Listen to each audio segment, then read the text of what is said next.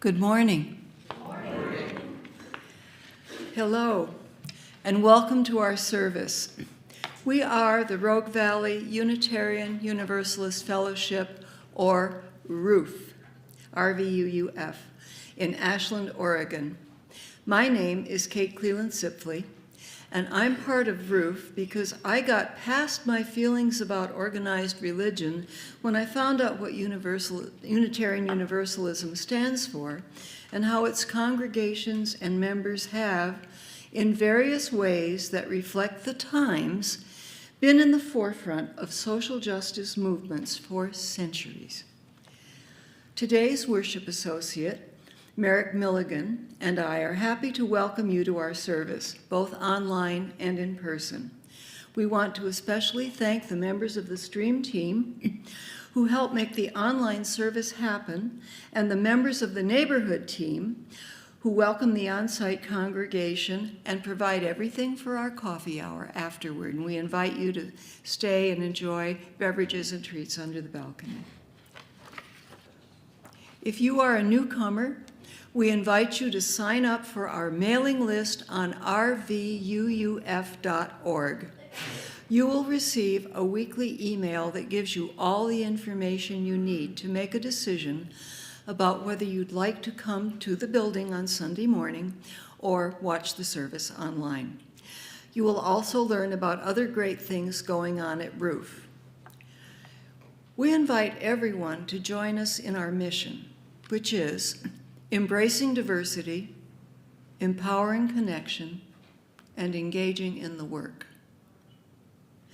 We also today extend a welcome to our guest speaker, Bruce Borgerson, who studied English literature at Stanford, secondary education at UC Berkeley, and theology at Vanderbilt University.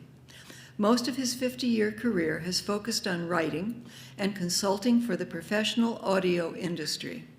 He has been intermittently active in peace and social justice organizations ever since the mid-60s.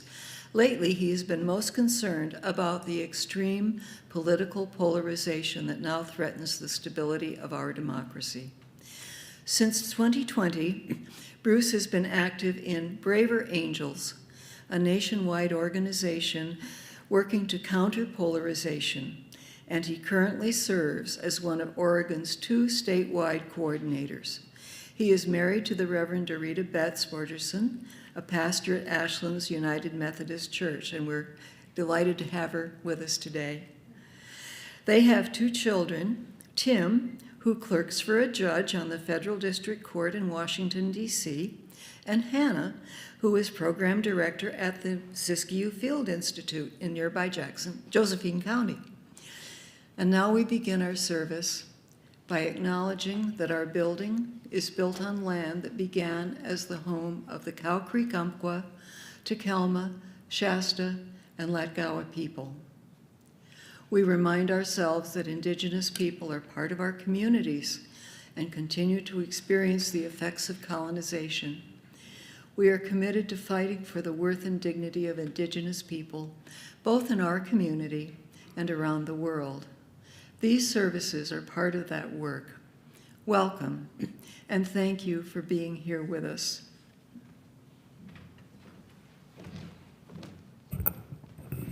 Good morning.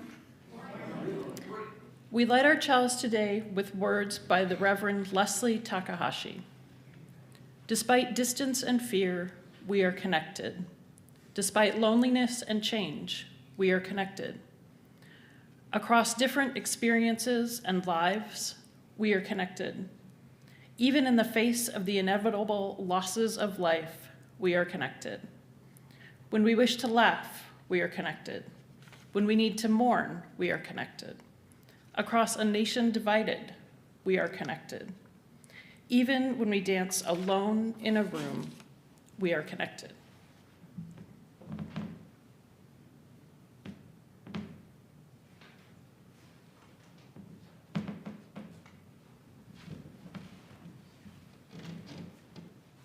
Good morning.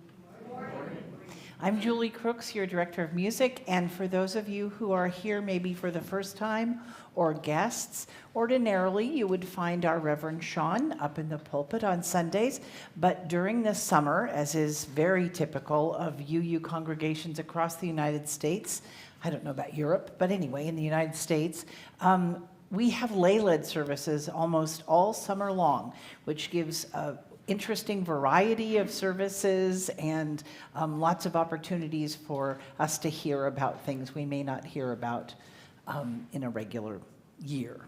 So please join me in gathering your teal hymnal and rising in body or spirit and singing with me 1008, When Our Heart is in a Holy Place. I apologize in advance. I'm just getting over 2 different illnesses and my voice hasn't quite caught up yet.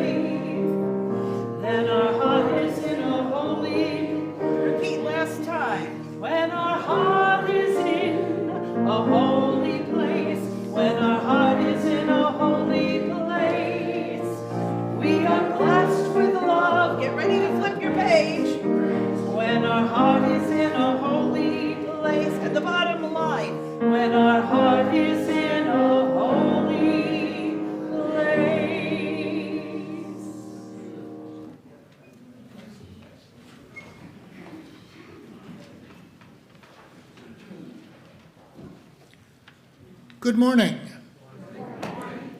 I'm Roger Howe, and with me is Carla Lacey. We represent the anti-racism group here at ROOF. Each week, we light a candle and have a short reading to re-acknowledge the racism still present in our society. This morning, I will read 5 quotes. Each one is about a sentence long. I've edited one of them to degenderize the language. You get to guess which one that is.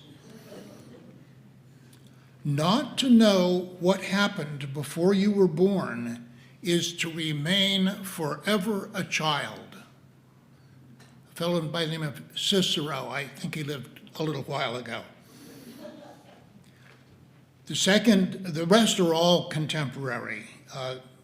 No person can know where they are going unless they know exactly where they have been and exactly how they arrived at their present place. That's from Maya Angelou. History is not the past. It is the present. We carry our history with us. We are our history. James Baldwin. And another from James Baldwin. Children have never been very good at listening to their elders, but they have never failed to imitate them. And finally, one to soothe your jangled nerves from Marion Wright Edelman. You are not obligated to win. You are only obligated to keep trying to do the best you can every day. Thank you.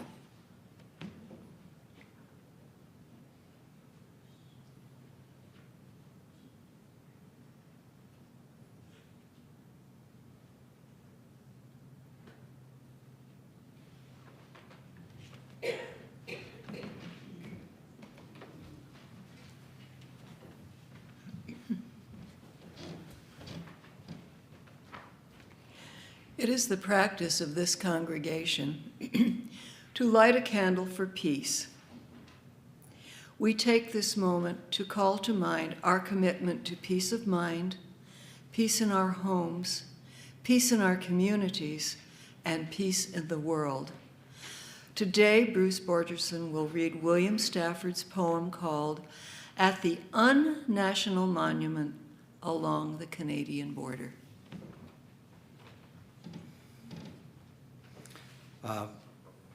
When Kate first asked me to do this, it was an interesting coincidence that just the week before I was in North Dakota to visit towns where my parents grew up, and I passed within 30 miles of the Peace Garden, which is located on the border between North Dakota and Manitoba. So I thought, it's not clear whether it inspired this poem, but I thought that was an interesting coincidence.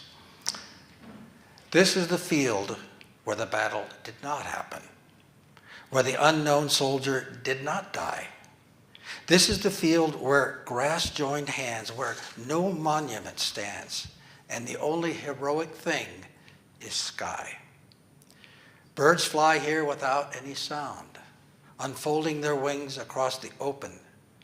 No people killed or were killed on this ground, hallowed by neglect and an air so tame that people celebrate it by forgetting its name.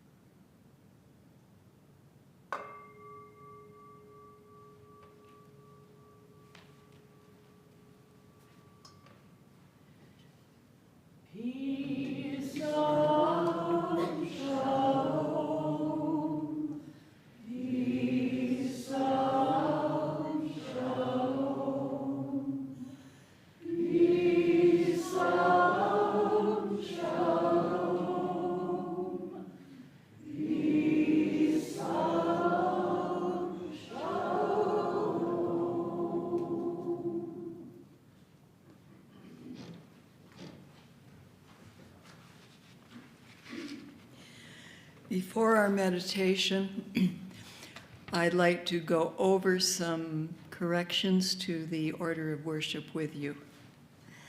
The children do not leave the room during the summer, so we'll be skipping the children's blessing, and there is no reading that follows that. And our meditation, I will be gentle with myself, will occur after Bruce's reflection. Are you with me on that? Thank you. You're great with the editing. Thank you, all of you. All right. Our time for all ages today is a sort of meditation. As soon as we are old enough to communicate with others, we start to enjoy each other as people. But it happens, you thought you really liked someone, but how could they say that? How could they think like that, act like that, be like that? What now? Let's reflect on that. Take a moment to let your whole body relax and settle into a comfortable position. Close your eyes. Maybe stretch a bit. Take a few deep, slow breaths. And notice your breaths. In breaths and out breaths. And bring to mind someone that you know or know of, and maybe even like, maybe a lot, but whose words or actions about something that is important to you are opposed to your own. As you bring that person to mind, picture how this person looks to you. Keep your mind's eye on this person and think of them not as your adversary, but as your meditation partner. Listen to these statements and imagine repeating them to yourself. This person deals with the world and thinks about it just like me. This person reacts to that world with feelings and emotions, just like me. Some things about the world make this person sad, hurt, or disappointed, just like me. Sometimes their feelings are overwhelming, just like mine. This person worries and has fears that are very real to them, just like me and my feelings. This person wants and needs friends, just like me. This person wants to be good to others, just like me. And this person wants to stay healthy and safe, to be loved, and to have the chance to look for happiness, just like me. So in many ways, this person's journey in the world is a lot like mine.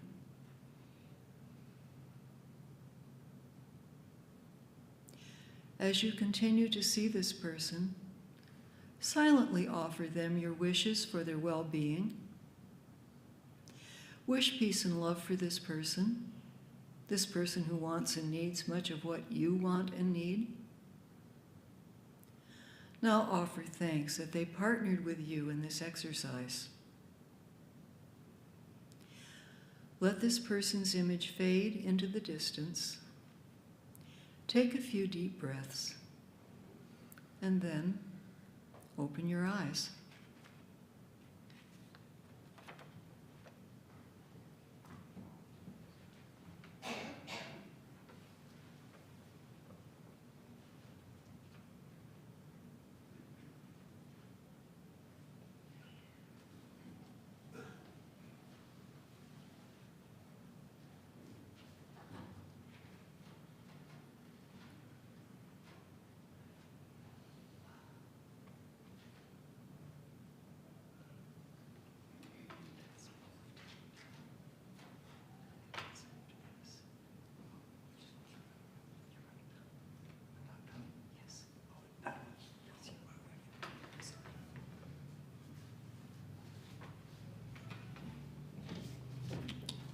Sorry, my age, my hearing's starting to go, and I didn't quite get the change in the order here, so here I am. So I guess if upstairs we can get the slides going. Well, good morning, and thank you for inviting me to speak today. I confess this role is somewhat familiar to me, as I have subbed at the Methodist Church on a few Sundays when they were particularly desperate to fill the pulpit.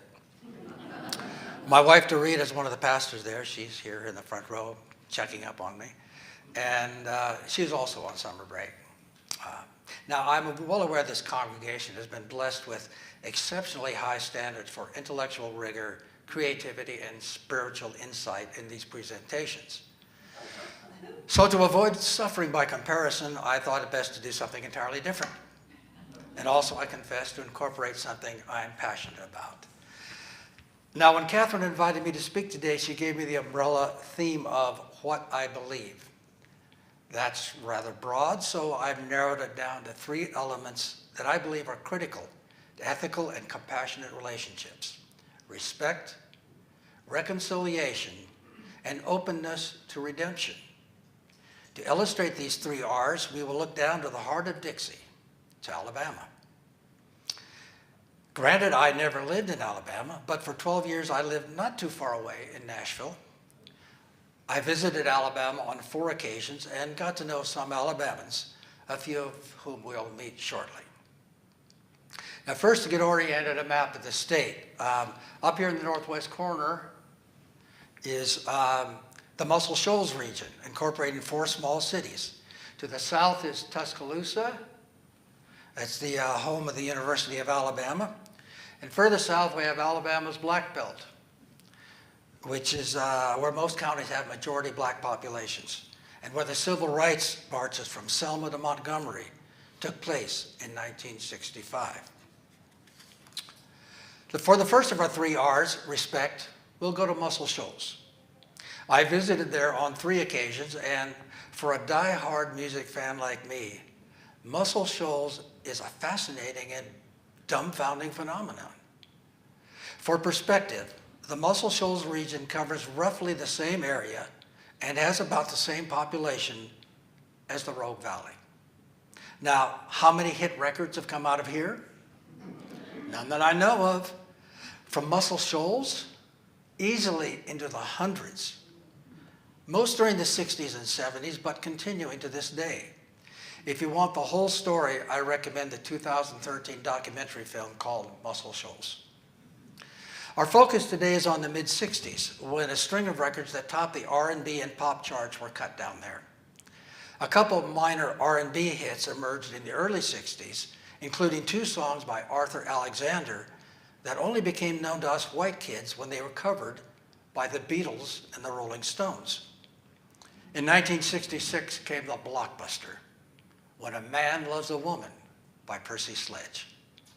Then the floodgates opened with Clarence Carter, Wilson Pickett, Arthur Conley, James and Bobby Purify, Etta James, and the Staple Singers, all making the pilgrimage and coming away with hits. But since our key concept here is respect, we'll focus on Aretha Franklin. Now, first we note a significant peculiarity.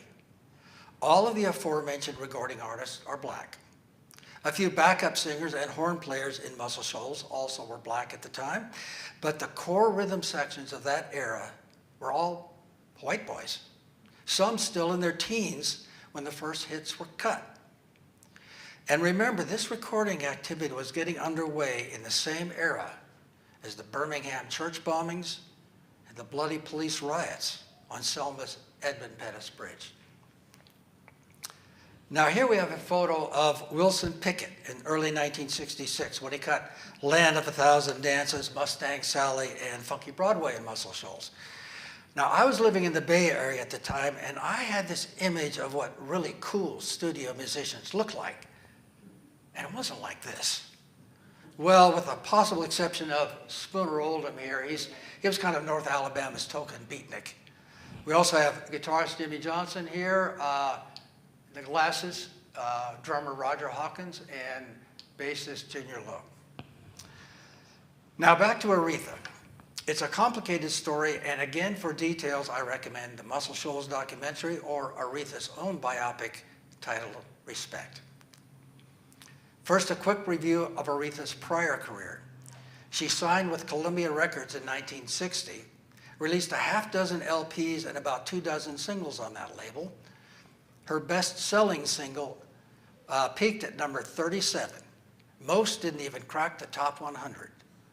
In 1966, he was dropped by Columbia and signed by Atlantic Records. Now, Atlantic had already recorded or distributed several hits out of Muscle Shoals, so producer Jerry Wexler convinced a reluctant Franklin to make the journey. The session started out a bit tense, but when Spooner Oldham came up with just the right intro chords, Aretha picked up on it, and the result was I Never Loved a Man. It zoomed to number 1 on the R&B charts and number 9 on the pop charts.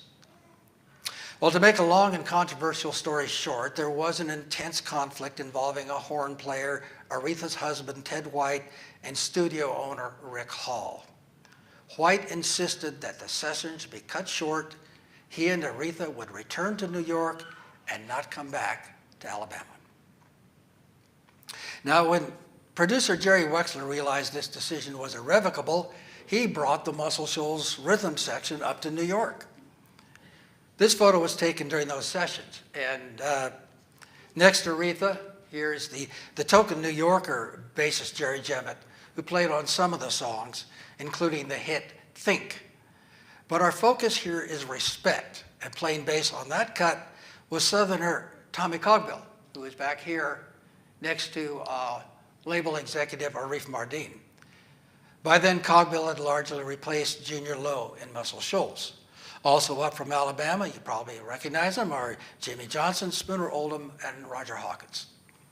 In February of 1967, they backed Aretha on the historic sessions that would crown her as the Queen of Soul. So here we have, on one hand, 4 young white men from small-town Alabama, and on the other hand, a sophisticated black woman raised in Detroit and living in New York. What could possibly connect them in such a powerfully creative way? The title gives a clue. R-E-S-P-E-C-T. I had the privilege of interviewing Jimmy and Roger in 1979 for a recording industry trade magazine.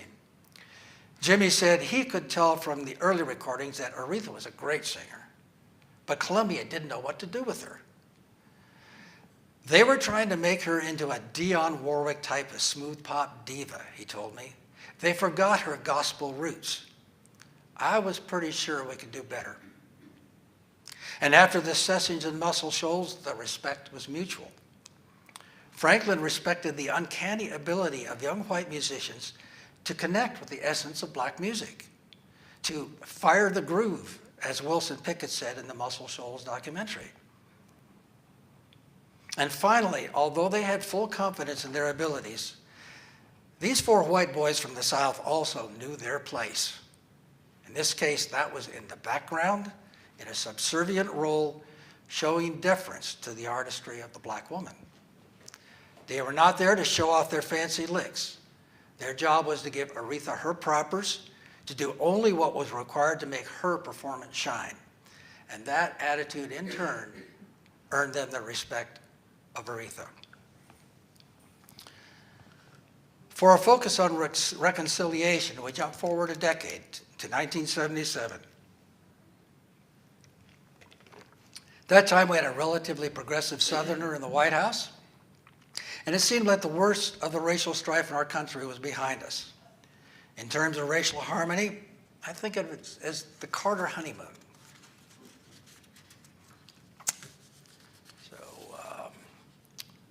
And in considering reconciliation, we'll focus on my friendship with Fred Sims. These 2 shots were taken with my Brownie camera after the great snow of February 1978. The shot with me is for scale. Fred Sims was born and raised in Tuscaloosa, Alabama, drafted right after high school and served in Vietnam as an artilleryman. He came to Nashville to get his college education on the GI Bill. Fred was a gun owner, a member of the NRA, and a black belt in Taekwondo. Behind us is the old house converted into 6 apartments where Fred and I lived across the hall from each other up on the 2nd floor. It was my first residence in Nashville, while Fred had been there for almost 2 years. Fred was working 2 part-time jobs while finishing his degree at MTSU, and he found time on weekends to earn his private pilot's license. So there we were, 2 young single guys. I was 29, Fred maybe 27, living in a glamorous city, but neither of us with much ready cash. Just enough for some cheap beer, which we would drink in moderation. Fred's limit was 1. Or help each other with our vehicle repairs. My 65 International pickup, his twin Ford Fairlanes, one just for parts. Besides girls and politics and religion, he attended the minimally integrated Belmont Church, where Amy Grant was a member at the time. Fred and I would talk about music, though he didn't really share my passion. However, the subject of race rarely came up. It was largely irrelevant to our relationship. But one time I did ask him what it was like for him as a young black boy in Tuscaloosa, with George Wallace blocking the door at the university and the nearby church bombings and police riots. Well, his response to my recollection was something like, well, racism is a disease that lots of white people get. Some of them get over it, but some are sick with it all their lives and it just messes them up. It really limits their ability to live a full and happy life. And it struck me that he seemed to harbor no feelings of resentment, anger, or bitterness, despite years of systemic racial insults. Now, granted, his size and strength probably limited the personal attacks, yet his attitude was remarkable. For him, it seemed, white racists were more to be pitied than condemned or scorned. Though he recognized the reality of systemic racism, he was not going to let it limit his life. He either met racism head on, or when possible, he just ignored it. Well, after a couple years of rising income, I moved to a more spacious apartment across town. Fred and I kept in touch on occasion, but it wasn't as easy as just knocking on the door across the hall. After graduating from MTSU, he took a job with a crop dusting service in California. He wasn't much for writing letters, so Fred and I lost touch with each other in the early 80s. For me, these years of friendship with Fred were a miniature case study in reconciliation. Maybe it was that unique time in the South, the Jimmy Carter honeymoon, or maybe it was Fred's strength and forgiving nature. Either way, it opened to me the possibility, the underlying personal potential of genuine racial reconciliation in America.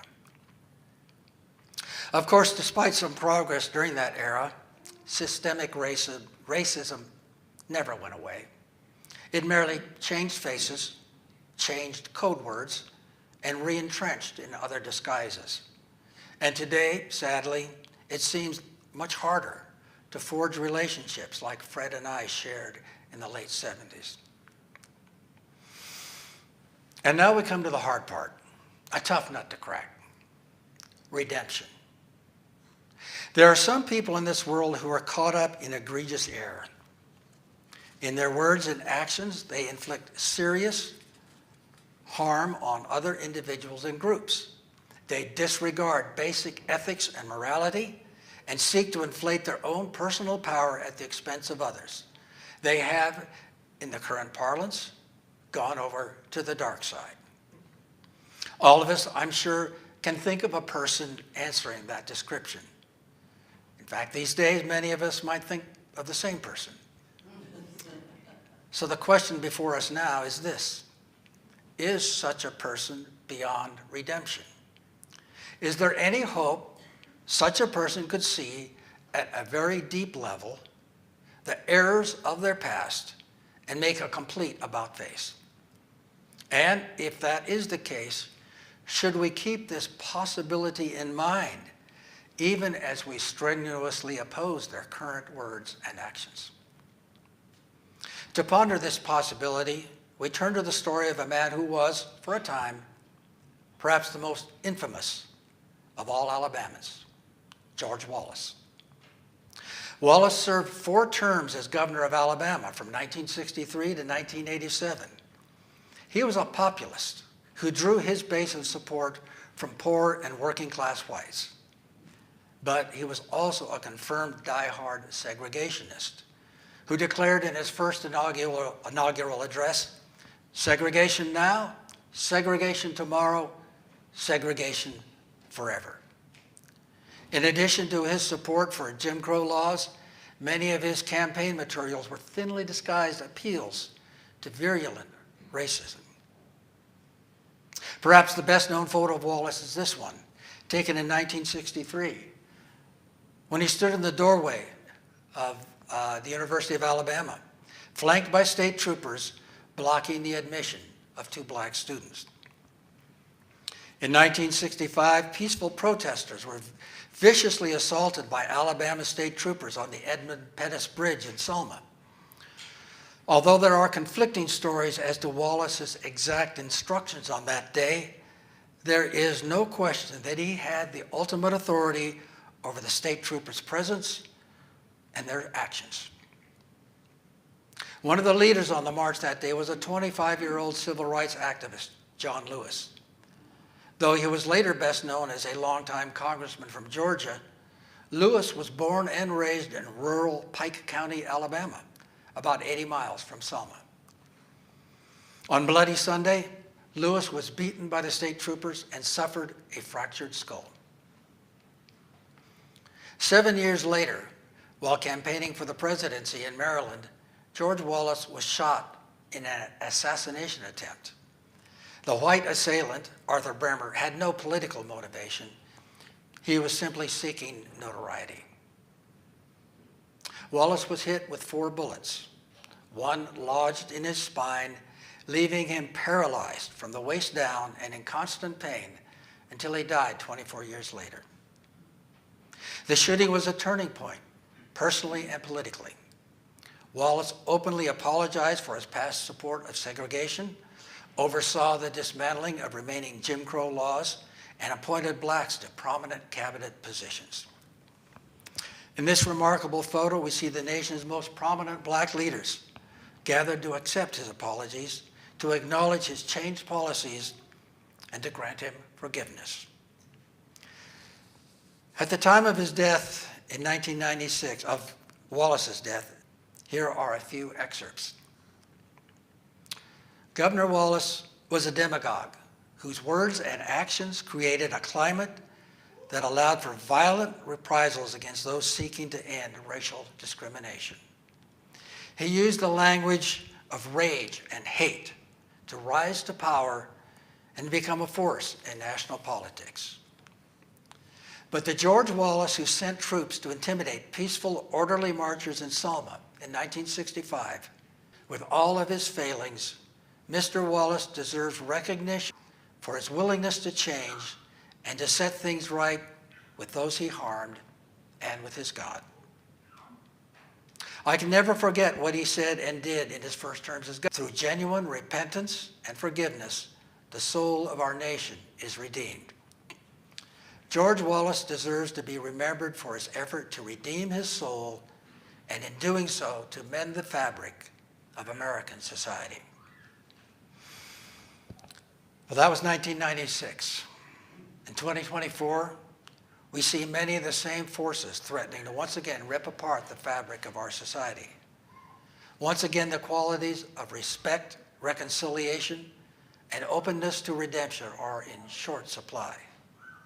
And the consequences, come November, will strain the stability of our civil society. Which segues into a quick promotion of Braver Angels. The name is adapted from Abraham Lincoln's first inaugural address when he called on the better angels of our nature to overcome the bitter divisions. We were called Better Angels briefly, but it turned out another nonprofit already had the name, so it was changed to Braver Angels. Braver Angels was launched in 2016. Our mission is to bring Americans together to bridge the partisan divide and strengthen our democratic republic. Our goal is not to change anybody's political position on the issues, but rather to change how we see each other as fellow citizens with different beliefs, not as an enemy tribe that has to be defeated and humiliated. It's an uphill struggle, but we are a growing nationwide organization with more than 12,000 members in 100 local alliances. We work to bridge the partisan divide through workshops, debates, and one-on-one encounters. More information is available at www.braverangels.org, or you can pick up one of these flyers that are on the table over to the side in the back with flowers, and which has a QR code on it to register for our free Depolarizing Within workshop, which will be held at the Medford Library this coming Saturday. So in that spirit, let us now go forth and listen to any and all in our country, and listen with respect, or just listen to respect and dance around the room a bit.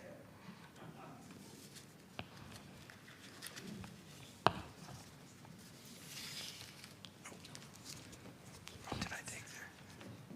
Yeah, I'm sorry. I think it's just these two here. Yeah, sorry, did I get it mixed? Oh, that's mine.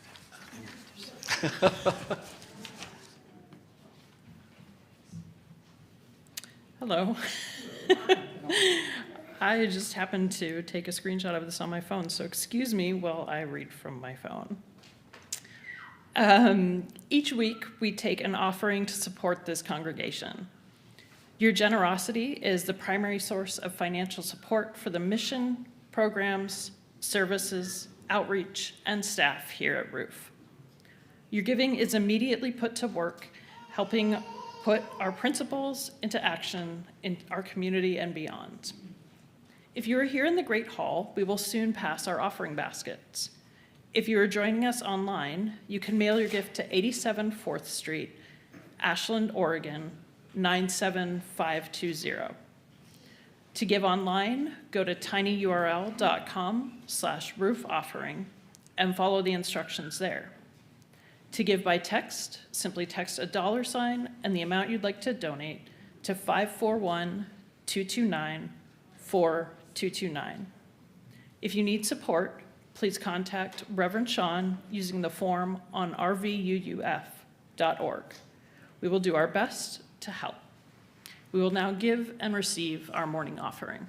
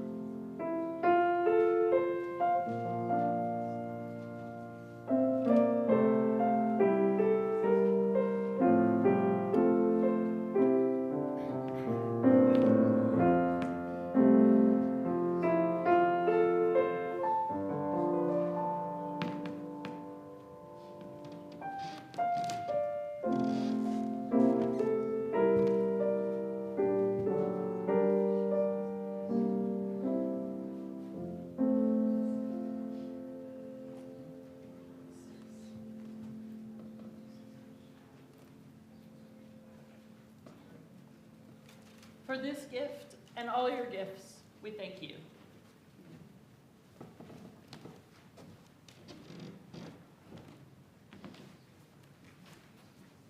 So we're just going to skip right to the closing hymn, which is in your gray hymnal number 346. Come sing a song with me. Please rise in body or spirit.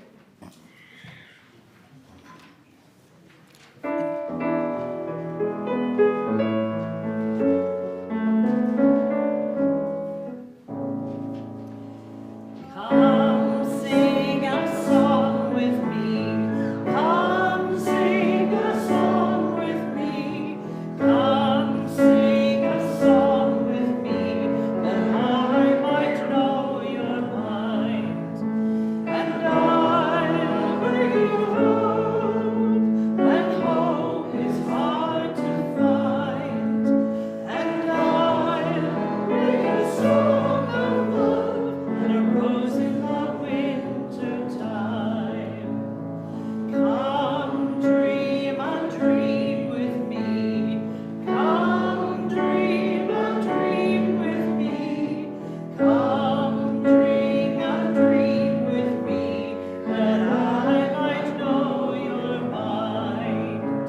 And I'll bring you hope when hope is hard to find. And I'll bring a song of love and a rose in the winter time. Come walk in rain with me. Come walk in rain with me. Come walk in rain with me, that I might know your mind. And I'll bring you hope when hope is hard to find. And I'll bring a song of love and a rose in the winter time. Come share a rose with me. Come share a rose with me. Come share a rose with me, that I might know your mind. And I'll bring you hope when hope is hard to find. And I'll bring a song of love and a rose in the winter time.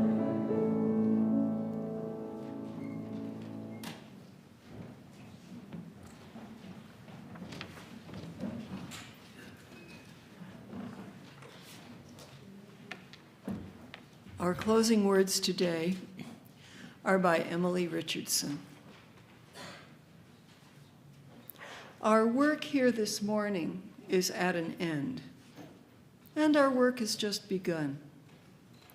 The work of holding one another and this community in love, the work of trusting that we are on the right path, the work of believing that which connects us is stronger than that which separates us, the work of engaging in that which makes us whole, the work of deeper understanding and commitment, the work of letting go of that which does not serve us, the work of radical inclusion, the work of collective liberation, the work of this beloved community, a beloved community of which we are all part, a place where we are welcomed, respected, valued, cherished, a place where we belong.